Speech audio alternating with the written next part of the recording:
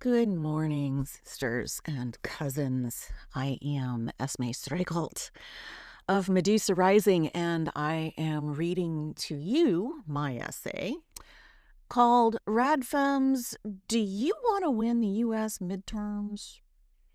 This is part of the much longer The Emergency series that I've been writing for the last 2 years since this catastrophe has been elected in our country, this obscenity that we have visited upon ourselves. Yeah,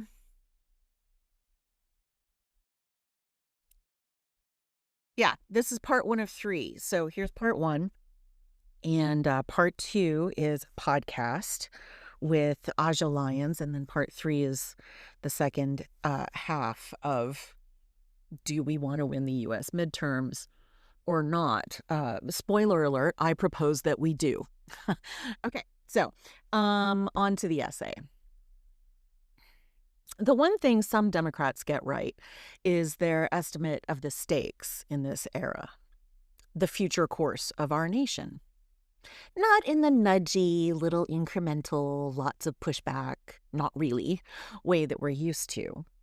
It's big swings or compliance, authoritarians or Republicans, fascists or Democrats. Here, Republicans has a small r, and Democrats has a small d. We cannot keep noodling along in the chasms of neoliberalism and empire and dealing with their avatars, radical gender identity ideology on one side, and ICE agents, for example, on the other. It's really all against the fash or knuckle under. I'm not convinced that for all our recurrent separatist impulses, we have a plan for bringing women through a generational fascist shift alive and intact. Because those are the stakes. Loads of even-tempered centrists will say this, so I don't know why we, radical feminists, should not recognize it and act accordingly. In the future, when I'm telling stories to my women friends' daughters, I do not want those stories to be about how I curled up inside my life and my .org and waited for the Democrats to grow both courage and fortitude. I think we need a new, no-kidding resistance and underground. Women who know the pass through the Pyrenees and what time of year the Ohio River is just low enough and where. But this post is about what I hope we will not do instead of create a real strategic radical feminist network focused on 2 possible projects, survival and sabotage. Or if we get lucky this year and in 2 and 4 and 6 years, maybe survival and sabotage can just turn into building a network that makes women's lives more possible, like really more possible, that protects us from corporate overlords and state overlords and their surveillance and their shadow banning. But on that topic, you can catch me at the Torch Conference with Total Woman Victory in October. The history of feminist ideas and action is full of strategies we need to not only beg to be heard, but to take our place, having real effects in the long climb out of this deeply white supremacist, Christo-fash rape culture, the Puritanism of the Old Testament, and St. Paul's Sharia law is fine by these people, and the economic corruption on a scale yet to be measured. But for all our brilliant and often exiled work, we are discredited thanks to the twin effects of TRA propaganda and cancellations, and the rightward drift of many GC feminist and women's groups, in spite of obviously anti-woman and anti-feminist policies on the right internationally. Yet all three of the major radical feminist organizations in the U.S. are focused solely on liberal feminist projects. The ERA, or something that is not the ERA, defense of the word woman, sex realism in sport, intimate spaces in prison. This is all essential work. It's necessary, and I'm very glad that they're doing it. It's all necessary because of the 1-2 punch of the anti-feminist, anti-woman movements among conservatives and progressives. It's a sign of how far back women's gains have been pushed, and yet it's not the only problem women are facing, even in carceral contexts. Some girls confined in also the San Benito concentration camps, need abortions too, though this is no new problem. There's a link here explaining how it's not new, although it is horrifying. The narrow path I want to seek here has 3 characteristics. It addresses our social discreditation, which is really important to address. It honors the need for single-issue advocacy organizations, because you got to push really hard to get anywhere with anything. And it addresses the wider political moment rife with threat to women from every quarter beyond gender identity ideology, or GII for short, because I'm tired of trying to pronounce that. The classic intersections of women's oppression are intensifying, especially for women of color who are also immigrants. There's an interview I link here with a 31-year resident of Florida, a woman of Haitian origin, who describes the trap that these 360,000 people are caught in with the Trump administration. They are cut off from their jobs by the rescinding of their TPS status. They have been rendered illegal and can no longer work. They still have bills to pay. They have children in terror. Many Haitians work in the care industries, so their deportation, just the rescinding of their status and their inability of work, will harm our children, our sick, and our elderly, most of whom are women, as there is no one to replace them. This is an issue of direct harm happening on the intersections of race, class, sex, and age. This shit, supported by 35% of our citizen neighbors, is our business.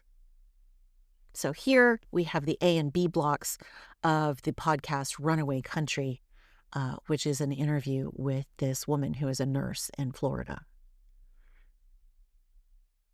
She holds up really well in the course of this conversation. I admire her composure. We're in mirror world politics, so there's 2 things that warp our politics right now. We're very familiar with this: the radical trans rights movement and MAGA, and of course the insanity of our economy, or whatever is going on. They both have this sort of mirror world quality to them that Jane Clare Jones has written about on several occasions.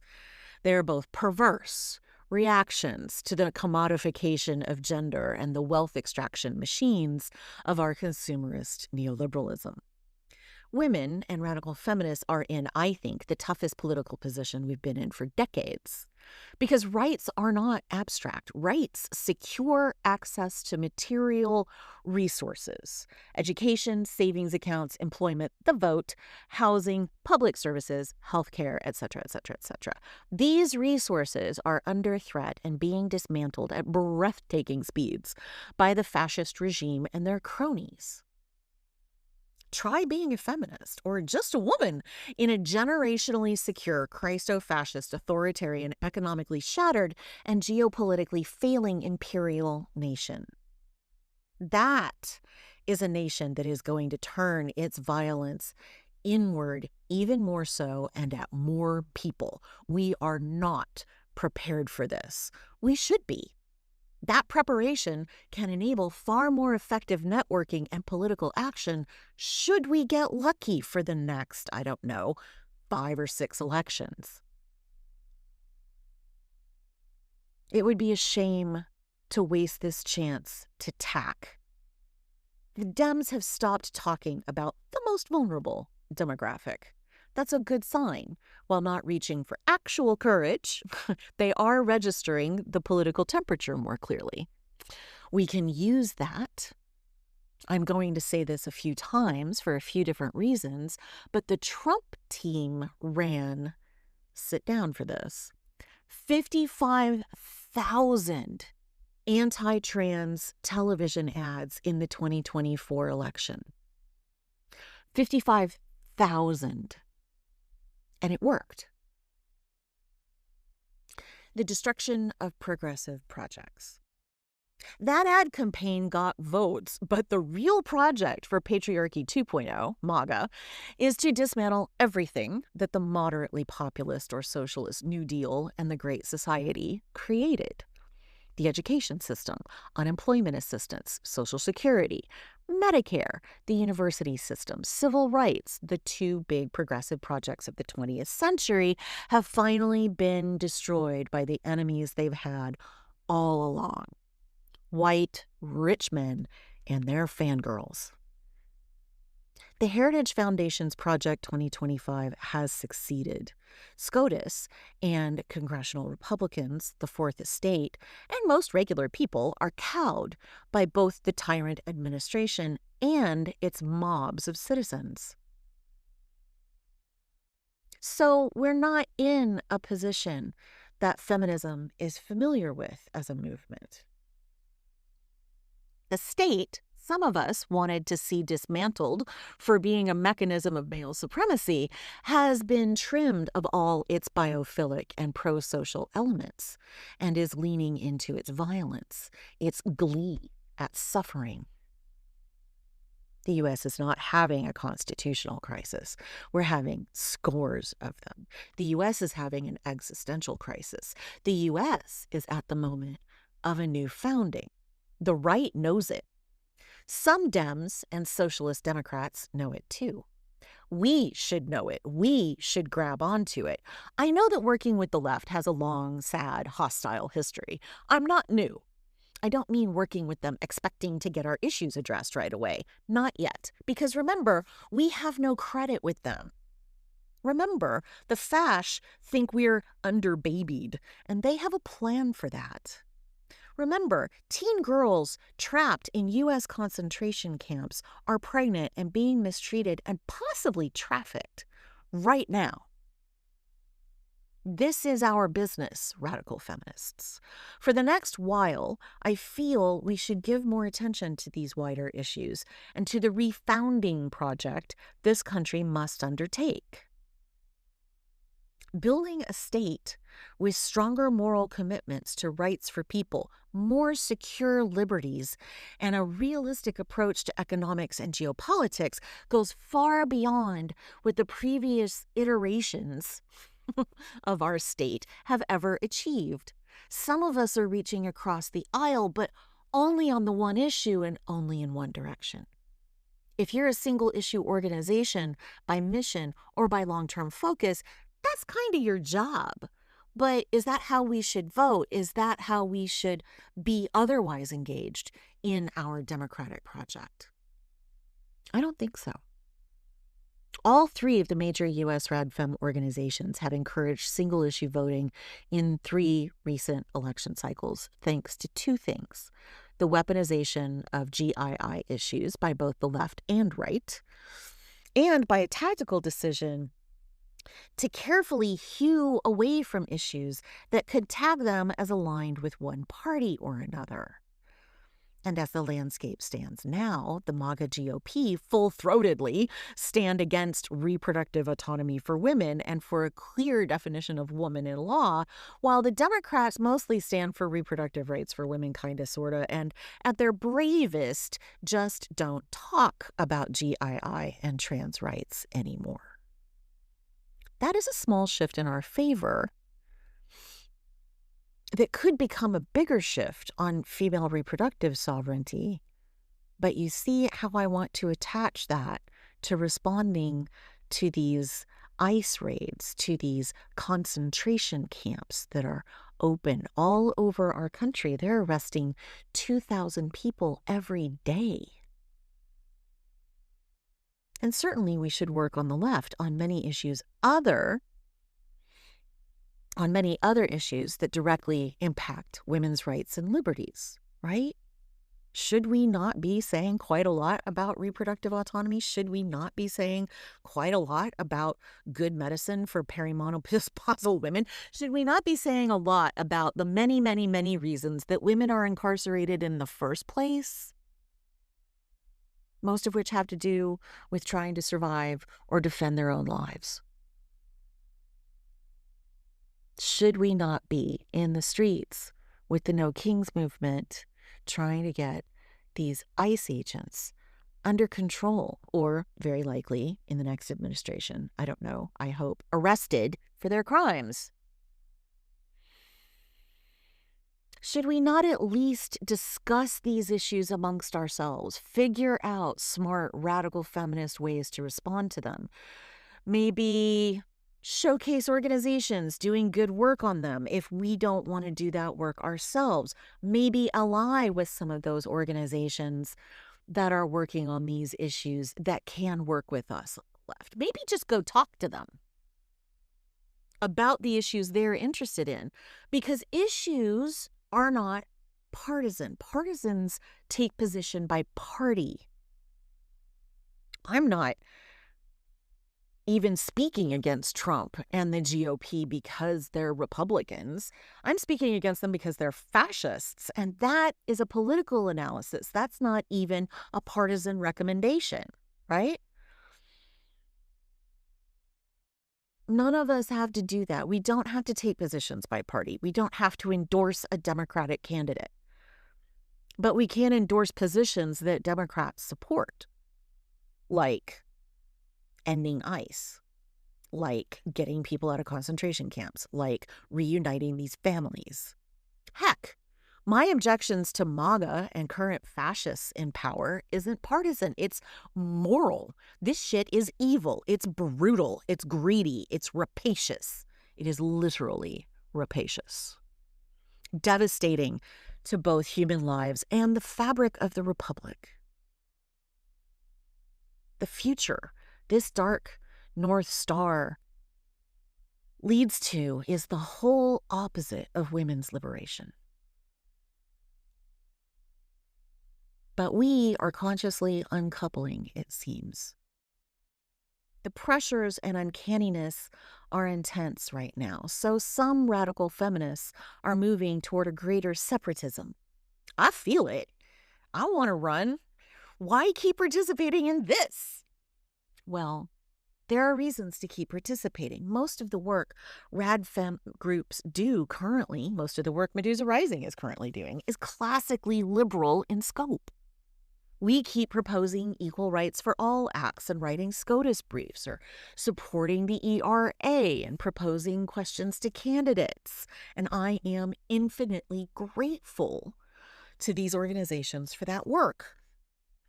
But we're not currently merely Daly's weird women creating our own values and culture in the fourth spiral galaxy.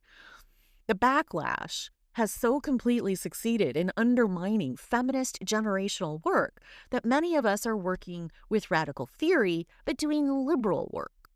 This project included. So what does a smart political movement do when it can't move forward and it has nowhere to run? It can try to run away, or it can subvert that bad hegemony.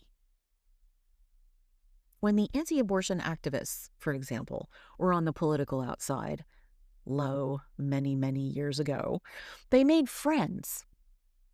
They put chapters on campuses that didn't obviously have a lot to do with abortion. They hung out and befriended new people, and over time brought them into the cause. They had pizza night and worked on community projects and talked. They gave time to do other kinds of work to make other work, their work, possible. between the lines. You feel me? They didn't compromise their values, but they did engage and engage and engage.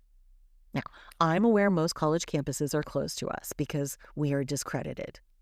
Those are not the only possible spaces in which to engage, hence my suggestion that we work our way into these larger pro-democracy, anti-ICE, anti-fascist movements, or your local mutual aid projects, or whatever.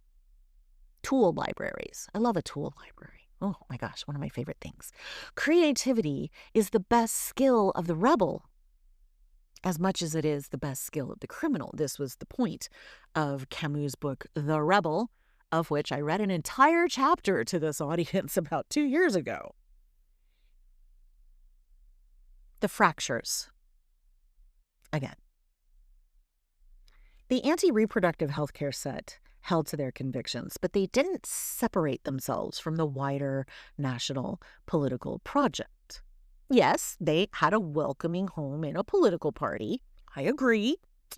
They made friends. They subverted feminist efforts. They built crisis pregnancy centers that diverted especially young and economically insecure women away from abortion services. They used all the tactics: misleading marketing, false claims of expertise as health professionals, coercion and stigma, good old guilt tripping, and private data collection and surveillance, and fraudulent allocation of public funds. That's subversion, my friends. And now, goddess in earth, they're fully taxpayer funded by the Trump MAGA regime. So I understand the exhausted frustration leading to a narrowing scope and desire to withdraw. Recently, this separatist gesture toward a new political lesbianism. Here, I want to say a few words to Angela C. Wilde personally. I am so proud of you for editing this book. A book is a very hard thing to create. And an anthology of equally smart feminist writers, so many of them with deep history in the movement and huge personalities, is a really difficult thing to pull off. So brava to you. I am delighted for this book because I think the question about institutional heterosexuality and a dissident lesbianism comes up just about every time feminists cannot afford to lose allies or solidarity. It's like one of these quirks of the historical flows. I do not think that limiting allies or splitting solidarities are the goals of the women in this anthology. I do not believe that. I think this is an impulse in sort of the historical currents, like a kind of riptide that arrives when the conditions are right. And they are far right. Here I link to several recent YouTubes with Angela and some of the authors in the book. There's a YouTube channel called I Wish I Was a Lesbian, which is the title of the book. I strongly recommend having a look at these videos, but also having a good look at the comments underneath them. I sense a challenge for us in some of these argued or implied positions in the book. I'm concerned about it only because it's been so enthusiastically adopted by a couple of major U.S. feminist organizations, and we're in a kind of political straits here where there's no room for navigational error. It's win or live in Stephen Miller's whitest, happiest, most violent dream world. Here I have a link to the book from Spinifex Press. I'm concerned that we did this before, and it led to fracturing a movement that was stronger then, but became easier to overpower, to discredit. For all the cautions and caveats some of the authors lean on. I'm editing as I read. I apologize. For all the cautions and caveats some authors lean on, this isn't the old political lesbianism. It's the new political lesbianism. It's more relaxed and gentle because most women really are lesbians once given enough liberty to be genuinely themselves. Living people are notoriously bad at heeding the subtleties of political and cultural analysis, I would like to remind us all. But this is not the old political lesbianism. I agree. That became a hardened identity politics. Pure, more hard-edged, more militant, more disciplined form of radical feminism that completely rejected association with men. This new position effectively gatekeeps regular RadFems. If you associate with men, whether married or working alongside them or simply existing in a male-dominated public sphere, you cannot be a real RadFem, right? This is one of the claims of any separatist gesture. I mock the rigidity of this position only because it is politically untenable, not because I disagree or do not share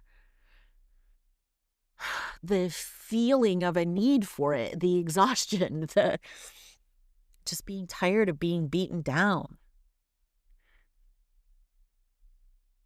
But we cannot afford more fractures. We live in extremely identitarian times.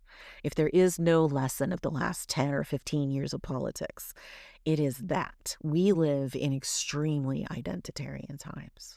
Both the violent TRA men and the violent MAGA men are committed to extremely identitarian projects. But sex is not an identity. It is not a politics. Sexuality can be neither institutional nor dissident. Sex is biology, right? Sexuality is biology, right? We are our bodies, right? People who are not used to organizing their work, friendships, or romantic and sexual lives under the influence of nuanced political analysis tend to fall into identity politics. They make claims of specialness and superiority and victimhood, or all of the above. They often slip into making claims to be the true heart of a movement. Remember how the TRAs claimed that they were the real radical feminists? So special, so ever-present in the movement. On the other hand, lesbians have always been special and ever-present in the movement, and what exists of the women's liberation efforts owes them every thanks, every admiration. In the claims that most women are really lesbians, once given the liberty to find their own way, hides the stigma that any woman who hasn't declared for the lesbian party is living in false consciousness or is a traitor and should not be trusted in either case.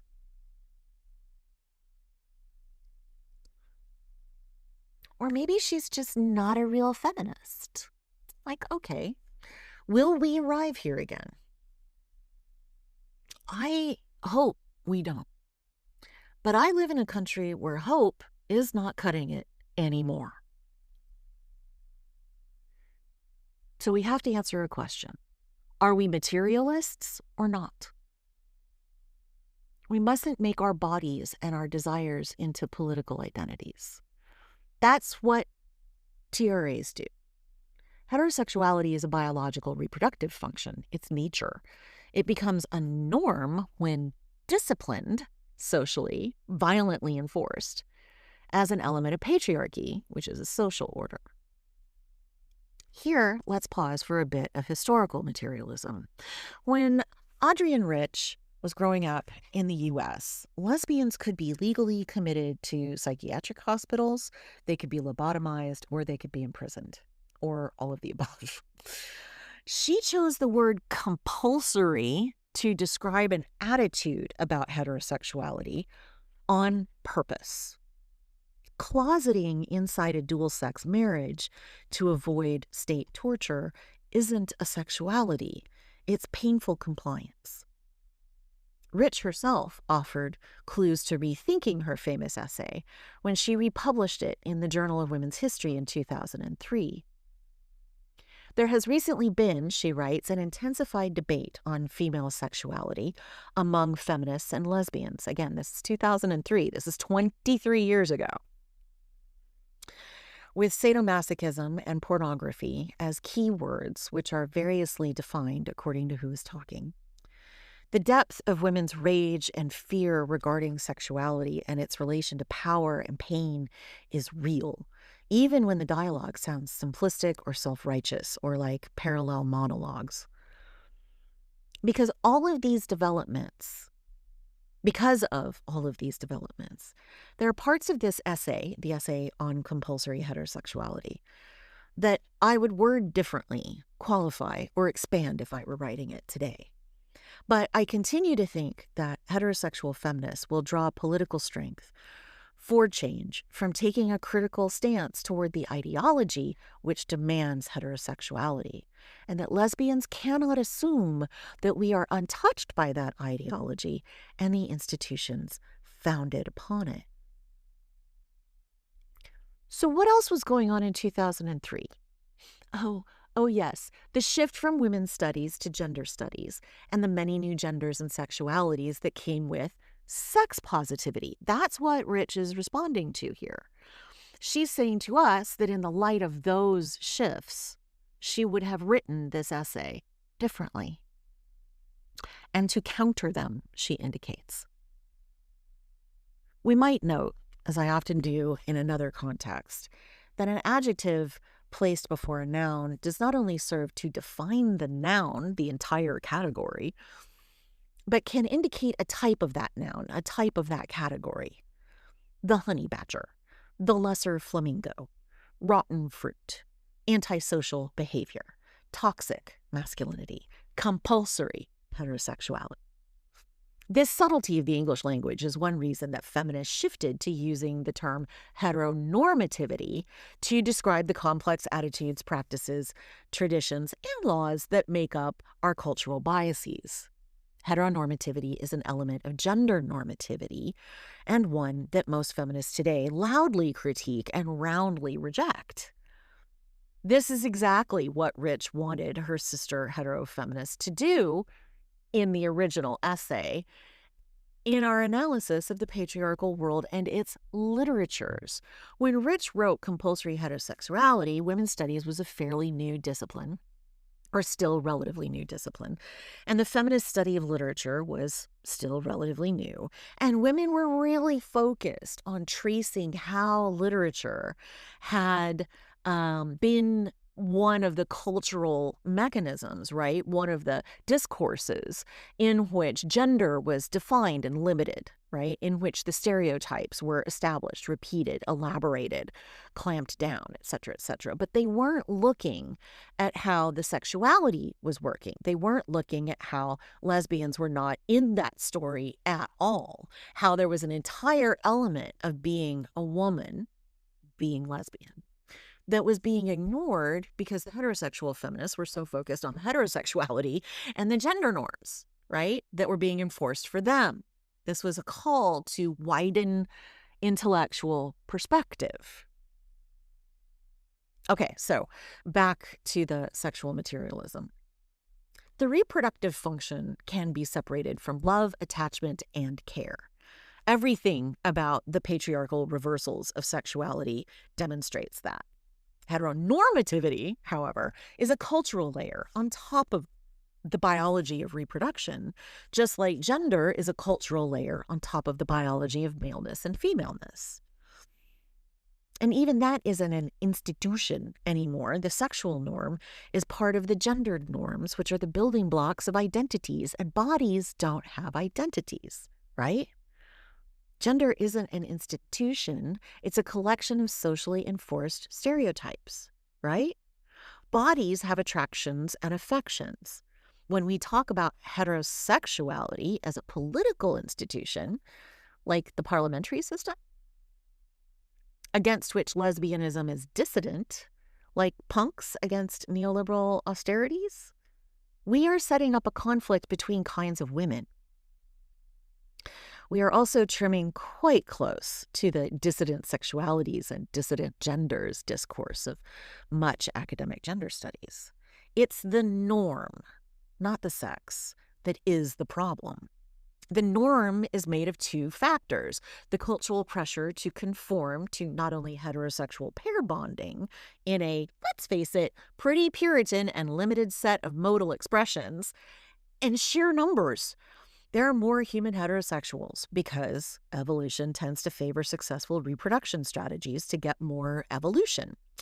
In all mammal species, that is heterosexual reproduction, whether that's a momentary or a lifelong pairing. And it's often momentary. It's often purely reproductive. That animal arrangement is nothing necessarily to do with the narrow and violent sexual expressions of patriarchy. Liberating women and men from this narrow and violent normativity at the root of patriarchy is not a matter of creating a new political position. It is a matter of being very welcoming and celebratory of all healthy, non-reproductive human sexuality, affection, attachment, and friendship. The trick is to get beyond these disciplines of the body. That's where the liberation is hiding out. We need to chill. That animal arrangement has characteristics that patriarchy deforms to its political advantage. But let's not confuse the nefarious creativity of people committed to a project of violent domination with the mechanics of evolutionary endurance.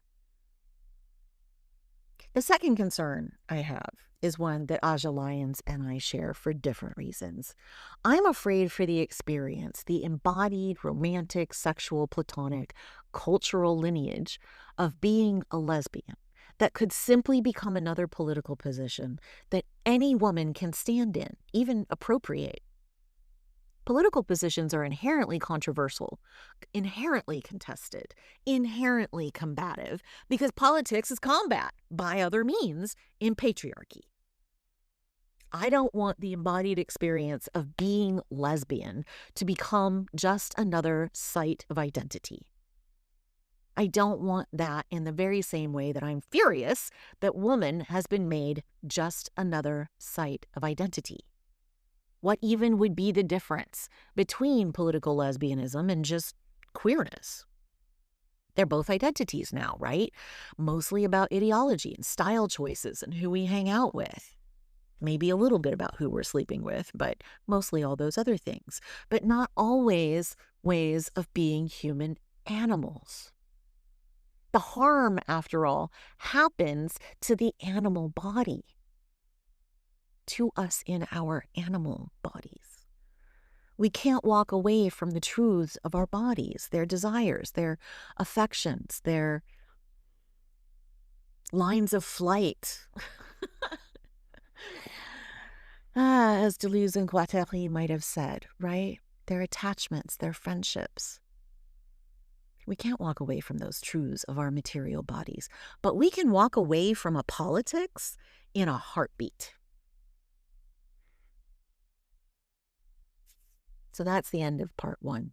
Next up, I will share with you in next week or week or so a new Gorgon Posse podcast with Aja on this very topic. You'll be able to watch that on YouTube or listen to it on Podbean and everywhere. Then, part two of this analysis and the dangers of risking further fracture within the U.S.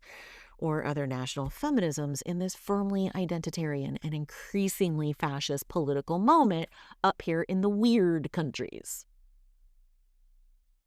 Meanwhile, my sisters, my cousins, dear dissidents and rebels, stay witchy, stay rad, be very, very good to each other. Please do not fall into any identitarian traps, even by accident. Please read this book. I Wish I Was a Lesbian. It has a lot of really beautiful writing in it. It's a really beautifully intentioned project, even if I am concerned that its knock-on effects are not going to be positive.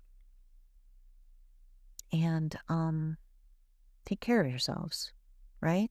Stay hydrated. Stay moisturized, and definitely do not ever stay in your lane. All right, I'll catch you next time.